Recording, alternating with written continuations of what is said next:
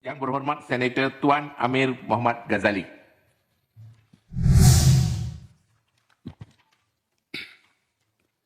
Bismillahirrahmanirrahim. Alhamdulillahirabbil alamin wa bihi nasta'in. La haula wala quwata illa billahil aliyil azim. Assalamualaikum warahmatullahi wabarakatuh dan selamat datang salam Malaysia Madani. Yang dikasihi lagi dihormati Datuk Yang di-Pertua serta teman-teman ahli Dewan Negara yang saya banggakan. Terima kasih diucapkan kerana memberi peluang membahas titah menjunjung kasih Duli Yang Maha Mulia Yang di-Pertuan Agong di Dewan Yang Mulia ini. Saya ingin merakamkan ucapan tahniah kepada Datuk Matang Tagal secara resmi selaku di-Pertuan Dewan Negara yang dilantik dan diberi tanggungjawab di posisi tertinggi di dalam Dewan Negara Yang Mulia ini.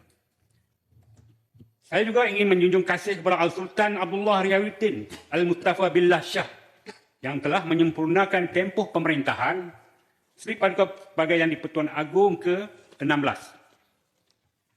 Negara dan rakyat pasti tidak dapat melupakan kebaikan dan kemesraan ke bawah Duli Tuanku dan Permaisuri serta hikmah dalam pemerintahan watan. Saya juga ingin merafat sembah ucapan setinggi-tinggi tahniah kepada ke bawah Duli Yang Maha Mulia Sri Paduka Baginda Yang di-Pertuan Agong Sultan Ibrahim Ibn Almarhum Sultan Iskandar dan ke bawah Duli Yang Maha Mulia Sri Paduka Baginda Raja Permaisuri Agong Raja Zarif Sofiah binti Almarhum Sultan Idris Shah. Asah kapak tajam beliung, kebang mari kayu berduri, tuanku umpama kemunjung payung, patik di bawah berteduh diri. Timbalan Yang di-Pertua, saya ingin mengambil kesempatan ini untuk mengucapkan tahniah kepada wilayah persekutuan yang meraihkan ulang tahun ke-50 yang bertema Wilayah Madani Rakyat Harmoni adalah pilihan yang tepat kerana ketamadunan sebuah negara bermula daripada ibu kotanya. Kemakmuran ketiga-tiga wilayah persekutuan iaitu Kuala Lumpur, Labuan dan Putrajaya akan memberi limpahan ekonomi kepada negeri-negeri lain di negara kita. Sambutan 50 tahun wilayah persekutuan atau 50 WP disambut dengan meriah di pelbagai lokasi. Kemuncaknya baru ini di dataran Putrajaya pada 1 Februari 2024. Tetapi saya ingin bertanya, kenapa tiada langsung sambutan dibuat di Parlimen Malaysia, tempat lulusnya Akta Ibu Kota Persekutuan 1960, Akta 190. Dan juga Akta Perlembagaan Pindaan nombor 2 1973, kurungan Akta A206 yang melahirkan wilayah persekutuan. Saya menyeru agar Menteri di Jabatan Perdana Menteri Wilayah Persekutuan tidak melupakan Parlimen Malaysia ini dalam kemeriahan sambutan 50 tahun wilayah persekutuan 50 WP. Aturkanlah walaupun hanya satu acara kecil di sini bagi memperingati jasa-jasa pemimpin terdahulu yang memperjuangkan kelahiran wilayah persekutuan. Timbalan Yang di-Pertua, sebagai salah satu ingatan pada diri sendiri dan juga teman-teman dalam Dewan Negara ini, dalam kerangka pemerintahan negara kita, ia menggabungkan dua sistem iaitu Raja Berperlembagaan dan juga sistem demokrasi berparlimen. Sistem Raja Berperlembagaan berakar umbi dari sistem kesultanan yang menekankan konsep kedaulatan raja. Justru rakyat perlu meletakkan kesetiaan yang tinggi kepada institusi raja, malah dalam zaman Kesultanan Melayu Melaka terdapat mantra yang menjadi pegangan, iaitu meletakkan kesetiaan kepada raja, mendaulatkan raja dan jangan sesekali menderhaka kepada raja. Kedaulatan rakyat pula berhasil menerusi sistem demokrasi berparlimen yang mengabsahkan kuasa rakyat. Sistem demokrasi mula dilaksanakan pada tahun 1951 di Pulau Pinang dan tahun 1952 di Kuala Lumpur dan akhirnya pada 31 Ogos 1957, tarikh keramat pemasyuran kemerdekaan negara oleh Tunku Abdul Rahman Putra Al-Haj, tertubuhnya Persekutuan Tanah Melayu Merdeka yang menggabungkan kedaulatan raja dan kedaulatan rakyat. Justru itu, raja dan rakyat berpisah tiada dan ia merupakan satu gagasan kenegaraan yang memancarkan citra kedaulatan negara dan wajib dipertahankan walau dengan teringat darah dan air mata kita semua. Timbalan Yang di-Pertua,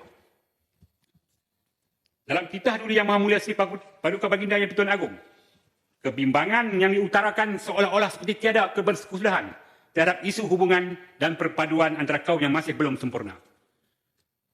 Kerana masih ada generasi hari ini yang masih gagal menguasai bahasa kebangsaan dan memahami budaya dan sensitiviti agama lain walaupun sudah 60 tahun lebih negara Malaysia dibentuk atas pengorbanan dan perjuangan tokoh kemerdekaan negara, di manakah silapnya?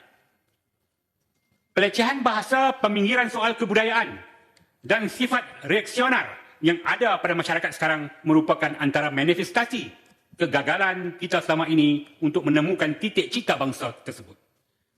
Persoalan nasional yang tidak kunjung selesai dilihat sebagai asbab kepada prasangka tebal antara kaum, terutamanya dalam kalangan 3 etnik terbesar di Semenanjung. Jala-jala etnik ini dan agama menjadi unsur utama singkir api yang mempengaruhi debat media sosial, wacana awam, khususnya dalam aspek menyentuh sensitiviti kelompok dan kaum segi agama, bahasa, pendidikan dan kebudayaan mudah dipercik oleh api perkauman. Ini perlu dibendung oleh pimpinan-pimpinan politik yang berada di Parlimen dan juga Dewan Negara. Timbalan yang dipertua, ketiadaan budaya, pentaksik ataupun pentaktrik tidak saja meninggalkan lompong besar dalam memaknai terhadap gagasan bangsa Malaysia, tetapi yang terkesan hingga kini ialah kegagalan kita mencari jalan tengah bagi pembentukan dasar-dasar yang lebih inklusif dan bermakna. Dalam konteks ini, saya amat berharap Kementerian Perpaduan, Kementerian Pendidikan serta kepimpinan negara memikirkan sedalam-dalamnya tentang pengukuhan dan menemukan, pertama, suatu cita budaya yang dapat dijadikan teras bagi pembentukan sebuah bangsa Malaysia yang jitu dan sebenar-benarnya yang selama ini hilang, seperti mana kemerdekaan yang tidak, yang mentah, yang diucapkan oleh berbagai golongan sebelum ini. Yang kedua, keazaman politik. Political will dengan izin bagi memperteguhkan bahasa Malaysia sebagai bahasa perpaduan di segenap bidang. Dan yang ketiga, ahli parlimen, ahli politik. Utamakan kepentingan negara dan kesejahteraan rakyat berbanding dengan kepentingan agenda politik dan kelompok masing-masing.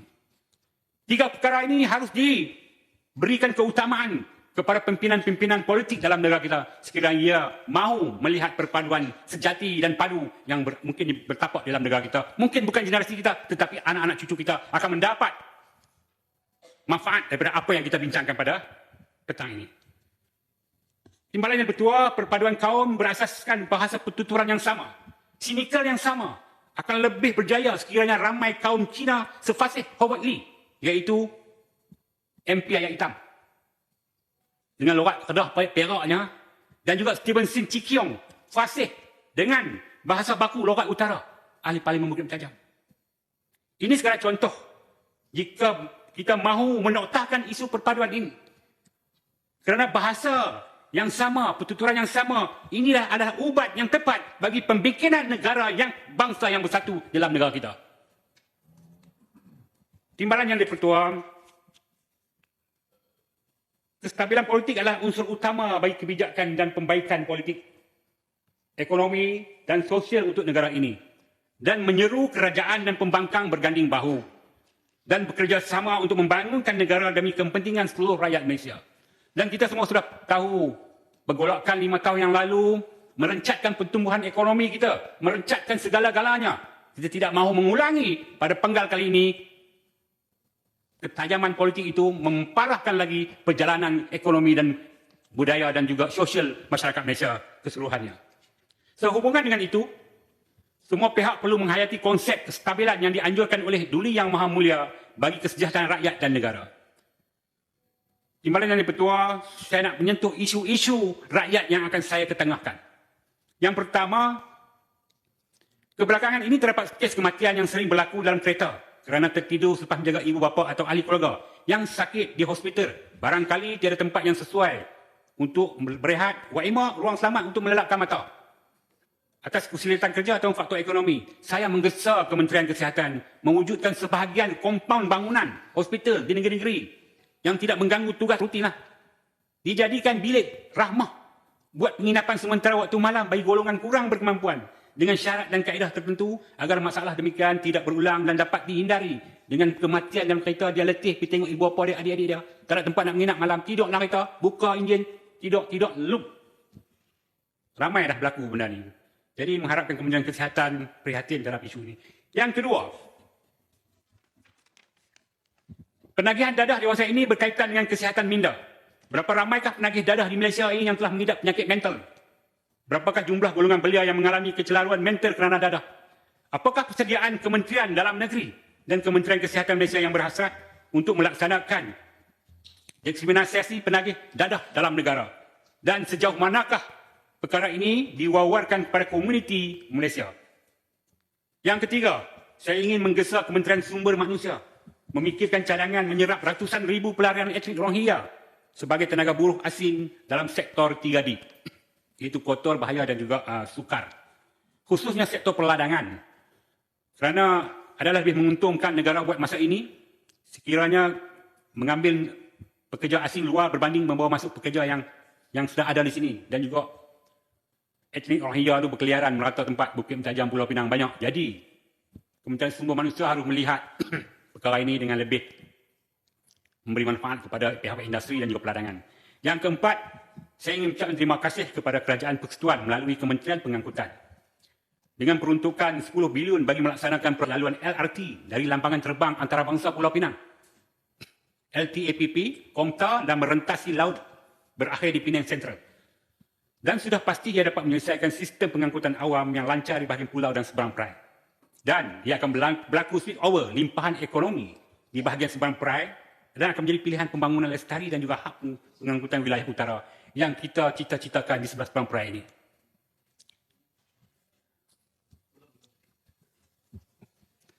Timbalan yang dipertua.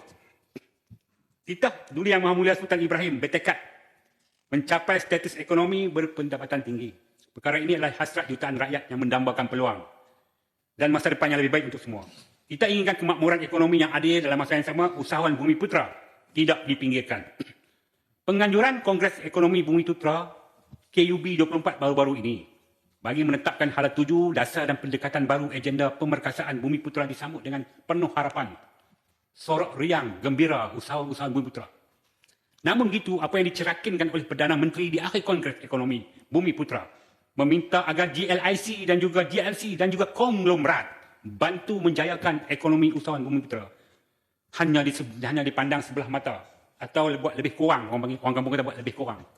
Contohnya baru-baru ini Dewan Perniagaan Melayu Malaysia kesal dengan tindakan satu GLC, saya tak mahu sebut dia punya agensi apa, mengenepikan syarikat Bumiputra bagi projek pemasangan sistem solar di 300 stesen minyaknya. Sebelum itu, terdapat aduan juga projek-projek seperti oil and gas, carbon capture di bawah kelolaan GLC ini. Juga mengenepikan usahawan Bumiputra dengan memilih syarikat-syarikat dari luar negara. Sedangkan kewangan, kepakaran, pengalaman tidak lebih beza dari syarikat yang tempatan ini. Saya menggesa kerajaan memantau komitmen Presiden ataupun Ketua Pegawai Eksekutif GILC dan juga GLC ini di bawah Kerajaan Madani bahawa Kongres Ekonomi Bumiputra 2024 bukanlah satu retorik kosong, tapi harus menampilkan, diterjemahkan dengan bentuk tindakan yang serius. Timbalan yang dipertua. Sebab itulah kita memandang serius perkara ini, sama juga dengan terbentuknya negara kita 60 tahun dalam tempoh DEB, dasar ekonomi baru, sehinggalah sekarang usahawan Malaysia mempunyai hanyalah 16%. Tidak boleh mencapai pun 30%. Dan apabila Kongres Ekonomi Bumiputra baru ini dilancarkan, dijemput semua kaum berada di dalam sana, di dalam perbincangan. Rakan kita daripada China, rakan kita daripada India, rakan kita daripada Sabah dan Sarawak. Kita kumpulkan, kita bincangkan. Ini masalah bersama, bukan masalah satu kaum. Dan selama ini kaum Melayu hanyalah bergerak dalam kaum Melayu Bumiputra. Tetapi kita meninggalkan rakan-rakan kita yang mahir dalam perniagaan.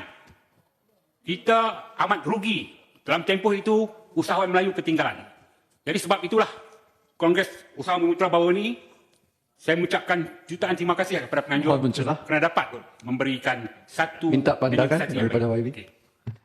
Memang tadi YB mengatakan sejak kita merdeka tahun 1957 sampai sekarang sudah 66 tahun. Tapi seperti yang YB kata itu target yang 30% iaitu belum mencapai bagi Bumiputera. So pada pandangan YB, apakah sebab yang sudah guna 60 lebih tahun dan tak boleh capai matlamat yang kita menetapi? Terima kasih. Baik tidak tercapainya agenda usahawan Bumiputera setingkat 30% disebabkan banyak ketirisan dan juga budaya kerja di peringkat yang diberi kuasa ketika itulah. Mungkin dia tak mampu membawa satu agenda yang besar disebabkan politiking yang kuat dan juga melihat dari sudut yang berbeza parti-parti politik yang berlainan. Ini sebab tidak berjayanya agenda tersebut. Sebab itu kerajaan Madani melihat perkara ini secara serius dan memberikan satu konsep baru, nafas baru. Bagaimana kita menjadi Asia kecil. Bagaimana kita menjadikan ini adalah negara Malaysia yang dimiliki oleh pelbagai kaum. Dan kaum-kaum ini mempunyai connection di merata tempat. Kawan-kawan kita di India, dia ada connection, dia ada boleh. Teman-teman yang berbahasa India, teman-teman kita bahasa orang Cina, dia boleh berbincang dengan bahasa Cina. Dan kita adalah satu bangsa yang cukup terbaik dibanding dalam Asia Tenggara ini. Jadi sebab itu, saya yakin bahawa perkara ini akan diubah dengan bukan cepat tetapi bertahap-tahap supaya satu fokus target yang kita telah cernakan dalam Kongres itu akan menjadi nyata dalam tempoh setahun atau 2 tahun lagi. Cepat. Mohon menjelas. Sekejap. Datuk Dipotong. Dibenarkan? Dibenarkan. Minta pandangan daripada Yang Berhormat Senator. Malaysia memang terdiri daripada berbilang kaum. Ada orang Melayu, orang Cina, orang India. Adakah berbilang kaum itu adalah satu kekuatan atau kelemahan daripada pandangan YB itu, terutamanya dari perspektif ekonomi? Kerana bagi kita, populasi yang tertinggi di seluruh dunia adalah India. And we have Indian dekat sini. Yang kedua, populasi yang kedua daripada China. And we have Chinese over here. Dan populasi yang ketiga kemungkinan besar orang Melayu. And we have Malay here. So this is a kekuatan or is a kelemahan? Minta pandangan daripada YB. Terima kasih. Baik, terima kasih. Bagi saya itu adalah kekuatan kita. Itu kekuatan kita yang tidak ada pada negara lain. Indonesia, Thailand, Filipina, Kemboja, Vietnam. Malaysia satu-satunya negara yang mengumpulkan semua etnik yang berada dalam ini dan berteraskan Melayu Nusantara. Dan bagaimana untuk mengangkat Melayu, minda Melayu ini, keperluan kita sekarang ni, ahli politik. Supaya tidak menyempitkan, menjumutkan pemikiran orang Melayu melihat secara horizon kaum-kaum Melayu bukan sebagai pencabar tetapi satu persahabatan setiap kawan yang kita boleh memacu negara kita ke arah satu tahap yang lebih membina dan membanggakan. Datuk Seri Yang Dipertua, yang terakhir, saya ingin merakamkan kebanggaan saya selaku rakyat Malaysia di Dewan Yang Mulia ini dan memberi sepenuhnya penghargaan dan penghormatan kepada Perdana Menteri Malaysia Yang Amat Berhormat Datuk Seri Anwar Ibrahim. Perdana Menteri telah mengharumkan nama Malaysia di luar negara, tegas di hadapan pemimpin Jerman dalam isu Palestin dan juga Gaza. Dunia sedia maklum, negara Jerman adalah negara kehadapan memberi sokongan kepada rejim Israel. Berkaitan isu Gaza, malah tampil sebagai hujah sokongan di Mahkamah Antarabangsa ICJ, membantu Israel berdepan dengan Afrika Selatan dalam isu penghapusan etnik Palestin. Perdana Menteri menangani soalan berkaitan isu Palestin, Hamas dan dengan tajuk yang bijak, tegas dan berani di hadapan media barat. Izinkan saya berkongsi cubitan soalan-soalan balas Perdana Menteri di hadapan media barat. Pendirian dasar luar negeri kami konsisten. Kami menentang penjajahan, apartheid, pembersihan etnik ataupun rampasan hak mana-mana negara termasuk Ukraina dan juga Palestin. Kita tidak boleh memadamkan rampasan yang berlaku sejak 40 tahun yang lalu yang telah membangkitkan tindak balas dan kemarahan rakyat yang tertindas. Kita tidak boleh mencari penyelesaian dengan bersikap berat sebelah dengan hanya melihat pada satu insiden semata-mata dan memadamkan kezaliman yang berlaku sejak bertahun-tahun. Solusinya bukan sekadar pembebasan tahanan, tetapi adakah kita berhenti setakat itu? Bagaimana dengan penempatan haram dan sikap penceburan haram ini? Bagaimana pula dengan nasib mereka yang merampas hak, maruah dan tanah milik mereka? Adakah ini tidak penting? Di manakah tercampaknya kemanusiaan? Mengapakah wujudnya hipokrasi? Hipokrasi inilah yang meledak di peringkat dunia. Kenyataan Perdana Menteri ini, kelantangan Perdana Menteri di Jerman mematahkan pertanyaan berat oleh sebuah media asing terhadap Presiden mendapat satu pujian di peringkat belahan-belahan dunia. Ucapan Perdana Menteri telah mendapat liputan seluas dan pujian di merata dunia tentang hak dan kemanusiaan. Dan syabas Perdana Menteri Yang Amat Mulia Anwar Ibrahim. Wabillahi taufiq wal hidayah. Dengan ini saya menyokong usul titah diraja yang di Pertuan Agong. Sekian, wabillahi taufiq wal hidayah. Wassalamualaikum warahmatullahi wabarakatuh. Sekian, terima kasih. Okay. Terima kasih Senator Yang Berhormat Senator Tuan Amir.